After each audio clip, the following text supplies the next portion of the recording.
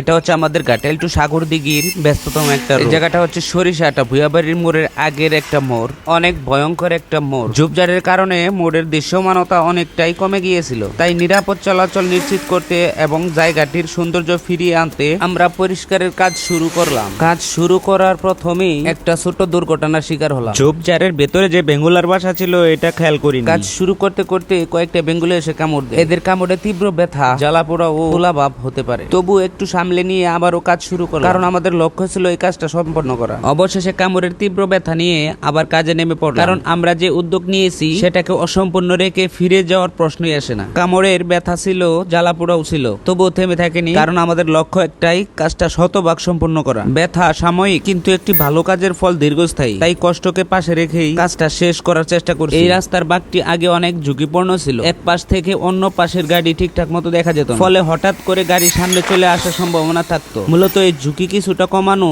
এবং রাস্তার দৃশ্যমানতা বাড়ানোর জন্যই আমাদের এই পরিশ্রম। আমাদের এই পরিশ্রম শুধু পরিষ্কার করার জন্য নয়, এই রাস্তার বাঁকের দৃশ্যমানতা বাড়ানোর জন্য, যাতে চালকরা দূর থেকেই সামনে থাকা গাড়ি বা রাস্তার অবস্থা বুঝতে পারেন এবং ঝুঁকি কিছুটা কম। রাস্তার পাশে থাকা ঝোপঝাড় গুলো পরিষ্কার করছি, কারো কাছে জিজ্ঞানো হয় না। যখন তাল গাছগুলো পরিষ্কার করব তখন কাউকে জিজ্ঞানোর প্রয়োজন ছিল, তাই দুই একজনকে জিজ্ঞাসা করলাম, তারা বললো সমস্যা নাই, কেটে দিতে পারে। তারপরে শুরু হয়ে গেল আমাদের তাল গাছ কাটার মিশন। তারপরে আরসিবি টিমের একজন উঠে গেল তাল গাছগুলো পরিষ্কার করার জন্য। এই তাল গাছের অবস্থাটা একবার দেখেন, তাল গাছের ঝোপঝাড়ে একদমই সেয়ে গেছিল। তারপরে এগুলো আস্তে আস্তে আমরা পরিষ্কার করতেছি। তাল গাছে উঠে পরিষ্কার কাজ করাটা একদমই সহজ নয়, এটা অনেক কঠিন একটি কাজ, তবুও থেমে থাকা যাবে না। রাস্তার পরিবেশটা সুন্দর ও নিরাপদ করার জন্য কিছুটা ঝুঁকি নিতেই হয়, আর সেই পরিশ্রম করে কাজটা সম্পূর্ণ করতে হবে। এই তাল গাছের ডালপালা যেগুলো ছিল, কিছুটা ডালপালা রাস্তার উপরে চলে আসছে, ফলে গাড়ি ঘোড়া চলতে সময় একটু দৌড় দিয়ে যাইতে হবে। মূলত এই জন্যই এই ডালপালাগুলো সেটে দেওয়ার দায়িত্ব নিয়েছি, কারণ দিনে 2-3 বার এই রাস্তা দিয়ে আমাদের চলাচল করতে হয়। এই চলাচল যে শুধু আমরাই করি এটা না,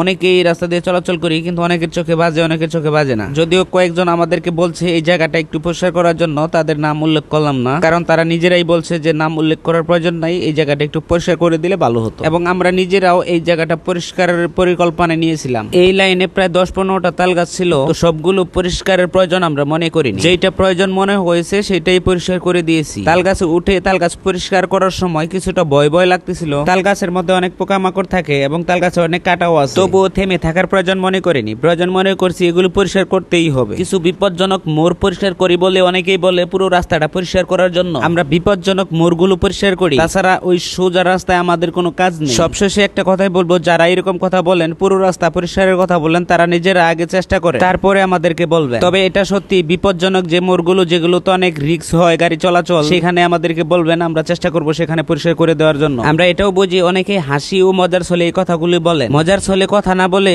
কিছু কাজ করেন, দেশ ও দশের উপকার হবে। তো অনেক কথা বললাম, অনেক কাজ করলাম। দেখেন কাজ করার আগে এই জায়গাটা কেমন অগোছালো বা জঙ্গলে ভরা ছিল, আর কাজ করার শেষে দেখেন কত সুন্দরভাবে গাড়ি ঘোড়াগুলো চলতেছে, আর পরিবেশটাও কত সুন্দর লাগতেছে। তো রাস্তা পরিষ্কার করার আগে ও পরের পার্থক্যটা কেমন অবশ্যই কমেন্ট করে জানাবেন। আমাদের এই কাজ যদি ভালো লাগে অবশ্যই উৎসাহ দিবেন। আমরা আগেও বলছি, এখনো বলি, সোজা রাস্তায় আমাদের কোনো কাজ নেই। বিপজ্জনক মোড়ে এক পাশ থেকে আরেক পাশের গাড়ি দেখা যায় না, এরকম কোনো তথ্য যদি আপনাদের কাছে থাকে অবশ্যই আমাদেরকে হেল্প করবেন। ধন্যবাদ সবাইকে।